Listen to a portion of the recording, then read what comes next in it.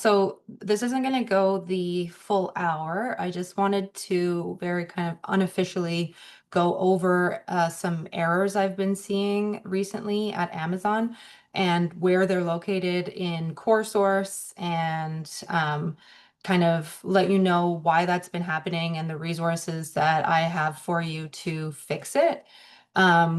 So essentially what happened was when CoreSource switched to sending Amazon ONIX 3 because for a long time they were still only accepting 2.1. Um, Amazon at the same time updated their intake process so that if there's an error in the ONIX file coming out of CoreSource, it will be rejected. So that wasn't what they were doing previously. If there were errors coming in, they just ignored them, as a lot of vendors do. There are some vendors that are really, really strict with their intake, like BiblioShare, for instance, because they use just the metadata. They validate everything against what's called an XSD schema for that ONIX file.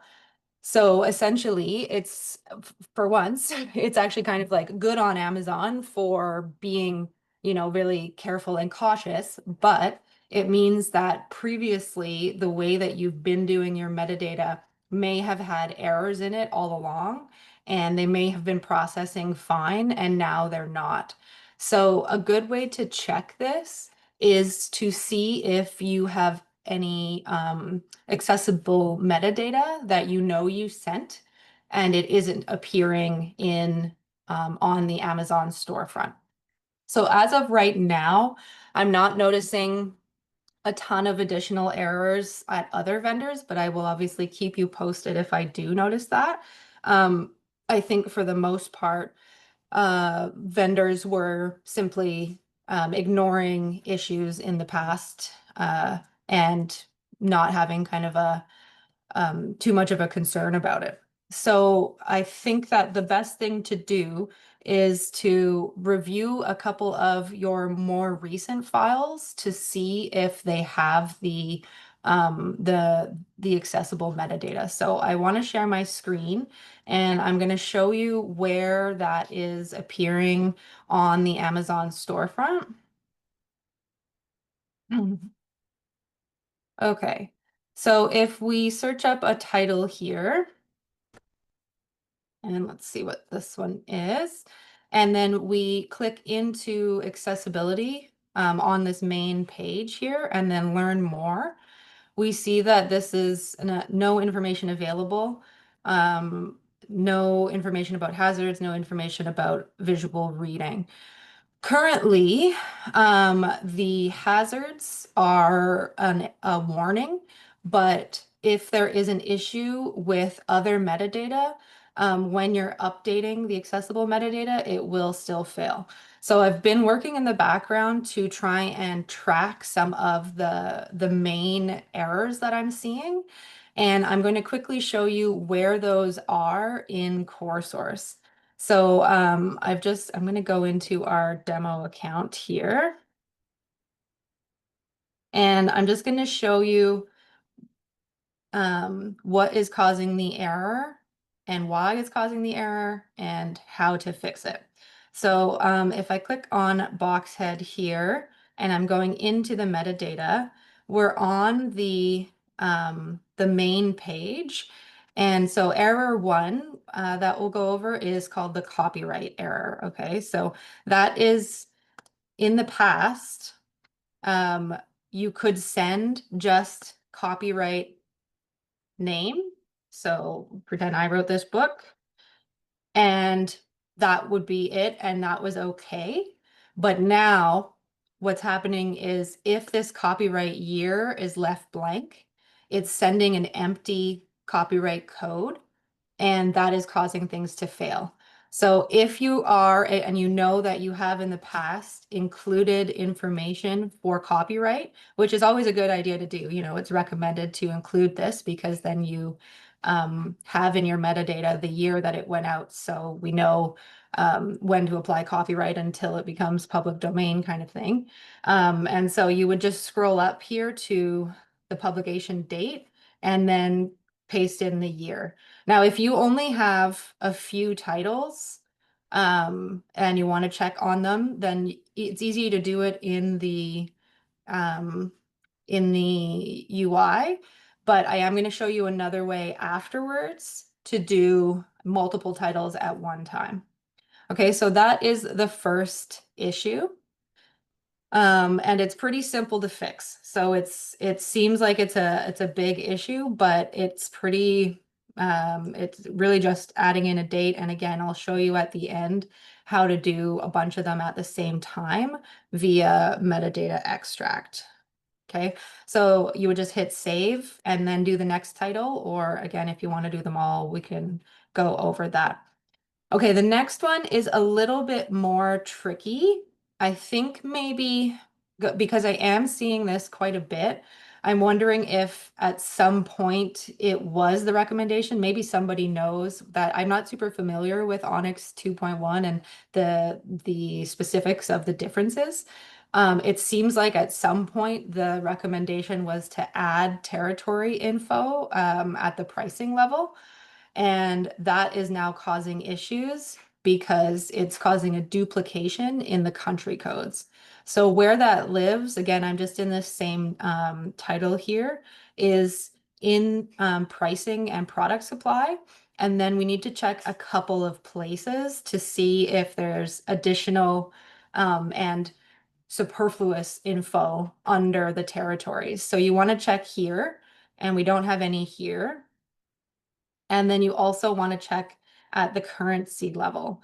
So Amazon would take retail. So you want to check your retail prices to make sure that there isn't anything written in down here as well. So here we have world coming in again under regions, under the retail price.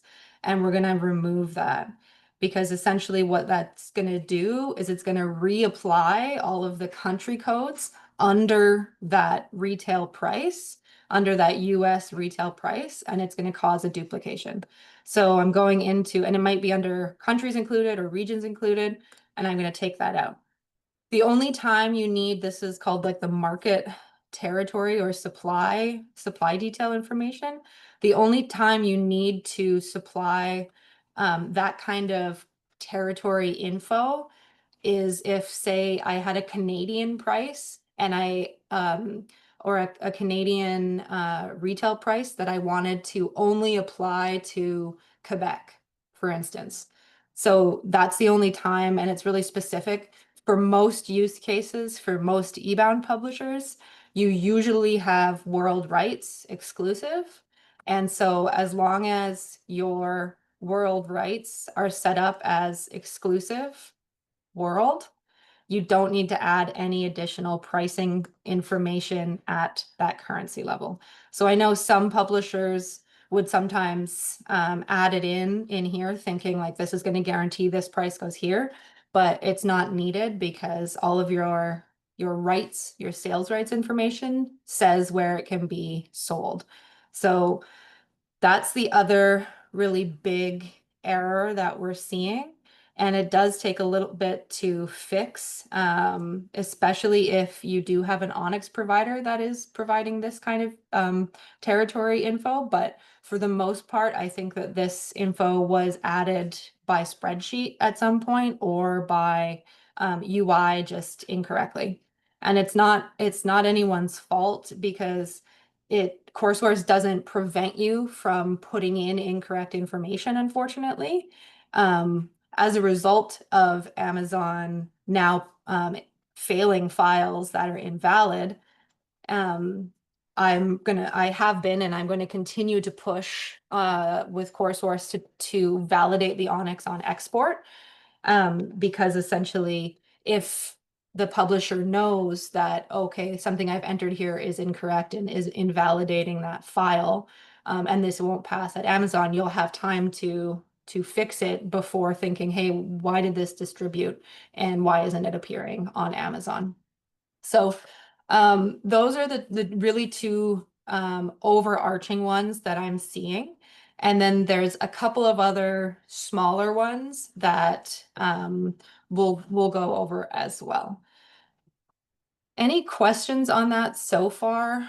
I know it's a little bit kind of coming at you quickly, but um, it really is the best line of defense to just sort of double check on these things to make sure that you're not setting your feeds up to fail in the Amazon backend. Okay. So because those are the two most common ones, I'm going to go over how to fix those in a metadata extract.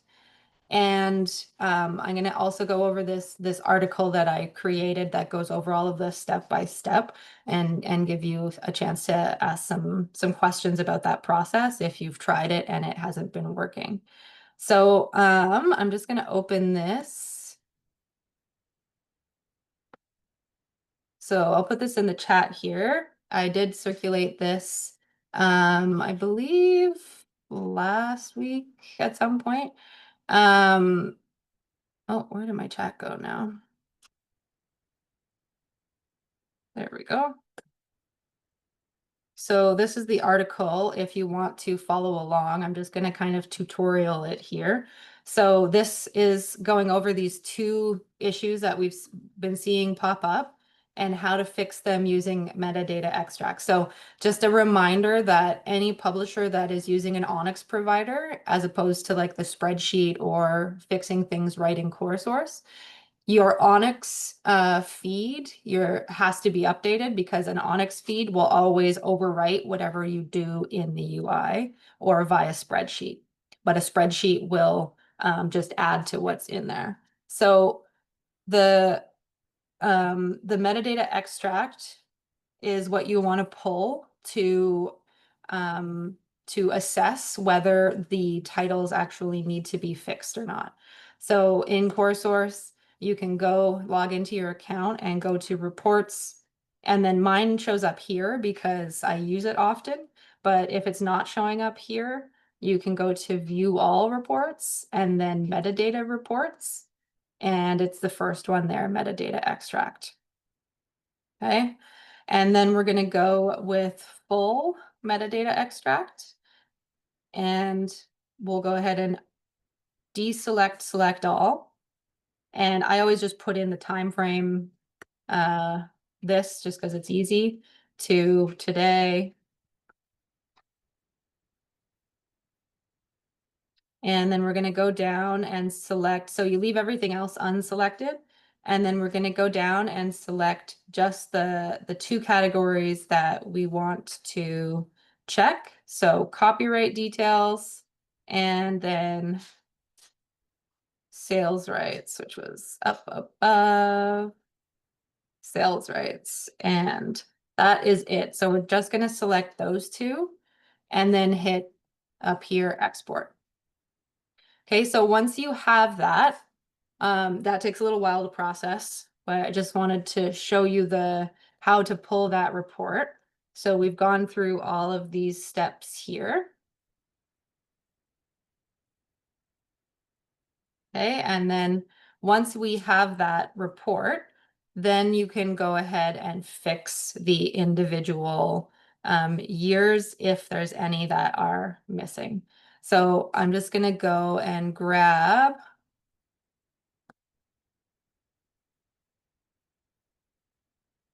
Where is that one? There we go.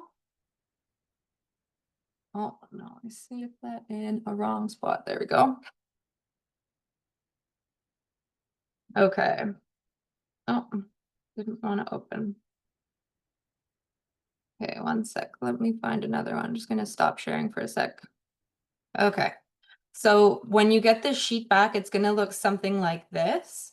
And it's really important when using these metadata extracts to make sure that you aren't changing any of the columns. Okay, so when you pull it, you are only going to have the sales rights and then the copyright.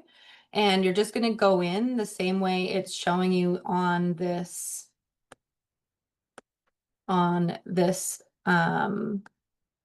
article here, that you're just going to, anywhere that you have copyright info, you're going to add the year. And anywhere that it's not already in there, you can leave it blank if you want to. The issue is just introduced when you add the copyright holder and not the year. Okay, so in this case, these ones, had the copyright holder and it's whatever you've decided with that author, whether it's the publisher that holds the copyright or the author. And then you're adding in the copyright year, okay? And then hitting save. I would recommend that you do kind of a small batch test first. So maybe just do it for one title to ensure nothing gets put in the wrong place. But you can update the copyright year as well as the rights in the same spreadsheet. So if you look in my example here, um, under price one, regions included, or price one, countries included. So when it comes in on the sheet, it looks like this as it comes in. So you're just looking for those individual rows. So we see it come in here, and in this case, we would delete all of this, okay? And same for if it says world. Okay. With a metadata extract, you have to make sure that you don't change the file name. So that's kind of the tricky thing with metadata extracts is you can't name them so that you know what you're working on. So for this kind of updating, I would suggest that you make sure that you're creating folders in a spot with names and then keeping the metadata extract the same. Okay, because it has to stay like this or it won't process. So once that metadata extract and that extra info is removed for the copyright and the territories, then you can go ahead and hit save. And then you're just going to upload it once again to CoreSource. And you do that right the same way you can upload directly file. So my titles ingest files. And then you're just finding the file and plopping the metadata extract, which is Excel sheet, into CoreSource. Okay, so again, this entire article goes over step by step with images, exactly what I just went through. I just wanted everyone to have an opportunity to see it live and ask any questions if you had it. I am going to go over a couple of other issues I've been seeing, especially for people that have an ONIX provider and use their print metadata as kind of a base and copy things over. There's a couple of other issues or errors that I've been seeing. So I think I'll pause here for a second for if anyone has any questions about those two errors and what they are and how to fix them. But again, all of the steps are in this article.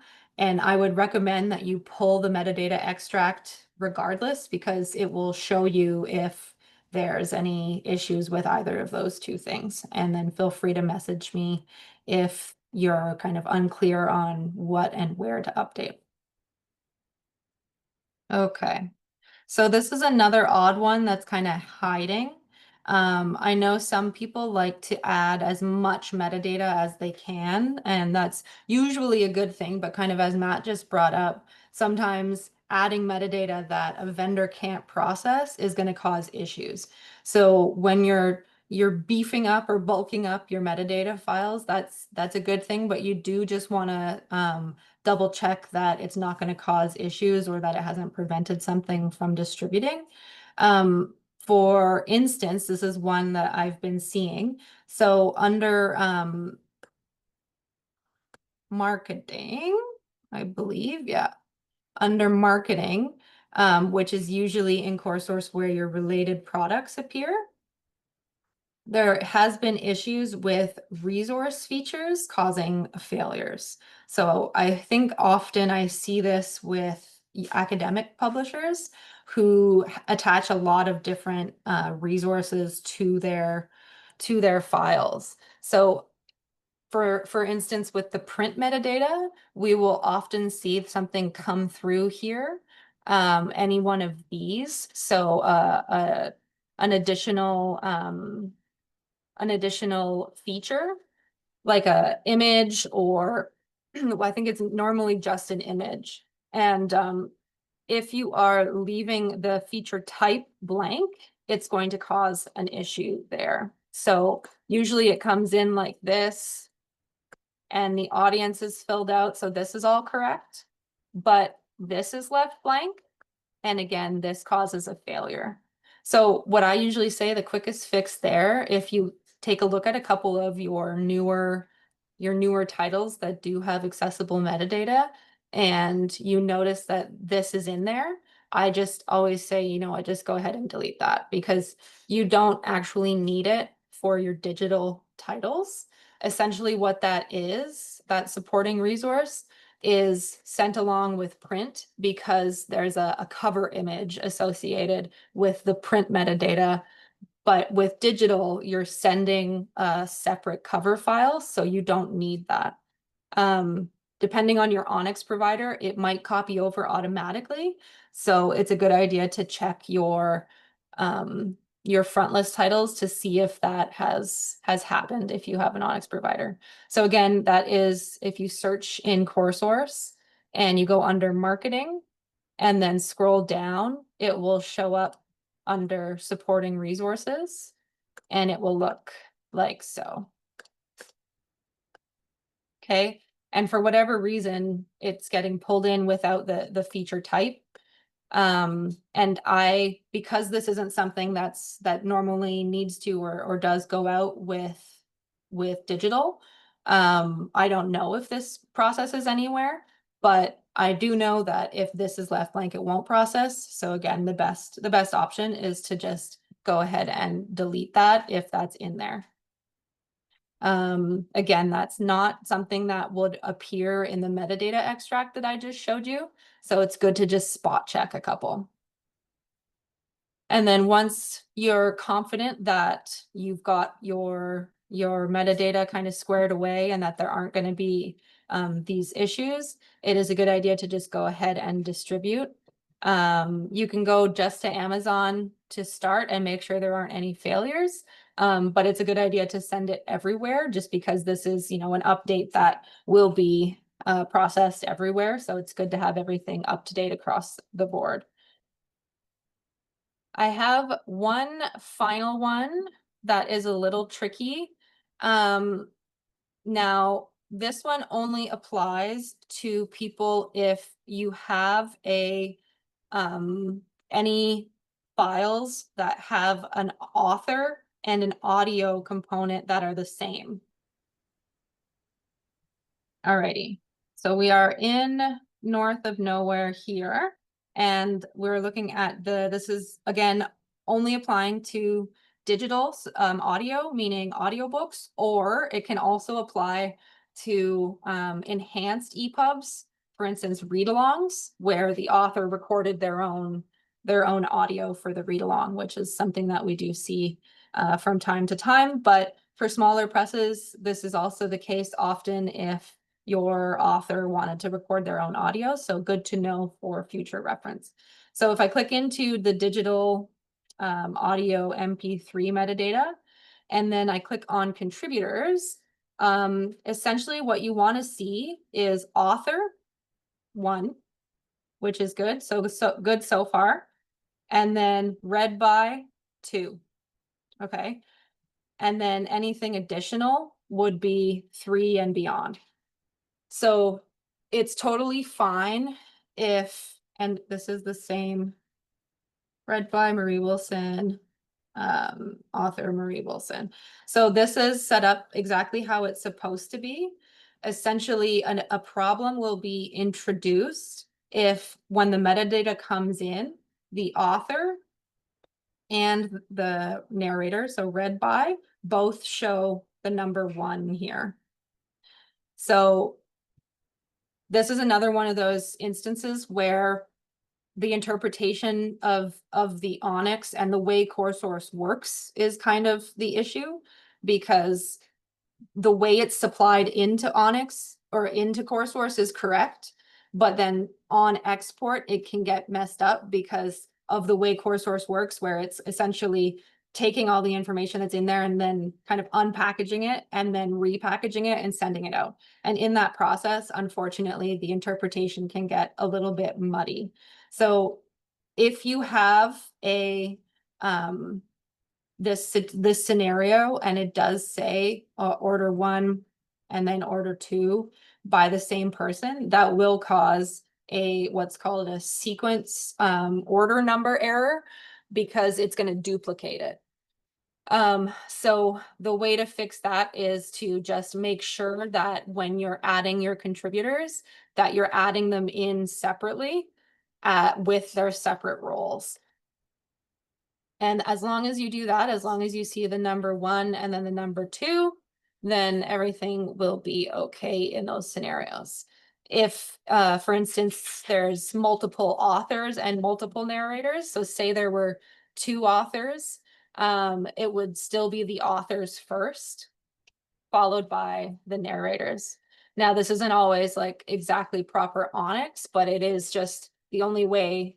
We're kind of at the mercy of both CoreSource and Amazon because we can't always like muscle our way into Amazon to tell them to do things correctly or into CoreSource to tell them to do things correctly. So these are a lot of these things that I'm going over kind of workarounds for issues that that are known, and we hope that eventually CoreSource will kind of join the fold of making sure files are fully valid on their way out the door. But those are the main ones that I've been seeing, and honestly, they're not super difficult fixes. But again, the best thing to do is to just make sure that the best way to test, I should say, is to just send along your metadata with the accessible metadata for your titles, and then see if that processes after an hour. Okay. So I'm just checking here. Oh, this will be an interesting one actually, because we'll see if it did process on your EPUB or if it processed on the Kindle. So I'm just going to grab this and then check in Amazon here. So we've got the Kindle edition. So it is live. And yeah, I don't want to alarm anyone too much. Like the file is failing. It just means that your any newer updates might not have processed, or the accessible metadata might not have processed, or maybe you changed some prices and those didn't process. But your titles aren't being like pulled down from sale or anything. So there's no huge panic required there. It's just a matter of we do want to make sure everything is squared away and that they're not going to fail at Amazon, because we want to make sure that your accessible metadata is making it through so that you can continue to sell into the European markets. So Matt, we can see here that the accessible metadata didn't go through here. So it's very likely one of those issues. And so this is like kind of the process you would want to follow to spot check a couple of them. And then you would want to, so I'll go in and I'll see here, do we have that copyright issue? Do we have that city location? Okay, so we don't have the copyright issue. That's fine. And I'll check to see if we have the territory issue. I'm just switching to look at the retail. That one's okay. And that one's okay. Okay, and so if this were the case, and all of those, well, actually, let's just check the other one too that I just went over and see if maybe that's it, because I think I did. Oh yeah, look, there it is. So this is the empty resource feature issue. So I'm just going to delete that and then save. So that's kind of the investigation process. And again, that one's more rare unless it's copied over from print, but it's usually one of the first two. So just because I just updated that, I'm just going to distribute it right now everywhere. Again, anyone that uses CoreSource knows that this is okay. We're not distributing to the audio files, so we're just going to go like this. And ideally, we're really just getting it out to Amazon, but we're doing a full distribution just because we can. So that should fix that one. Yeah, so if you encounter some issues when you're trying to follow the directions um in that article, then feel free to reach out to me. But that should solve most of your issues. And again, I really do want to commend everyone for making sure that they got that accessible metadata in. This was kind of an unforeseen thing. Amazon, of course, didn't communicate that they were going to be doing this. So CoreSource and lots of people are sort of scrambling to make sure that they are fixing any errors that have accidentally been just brought through. And luckily, so far, they're fairly easy fixes.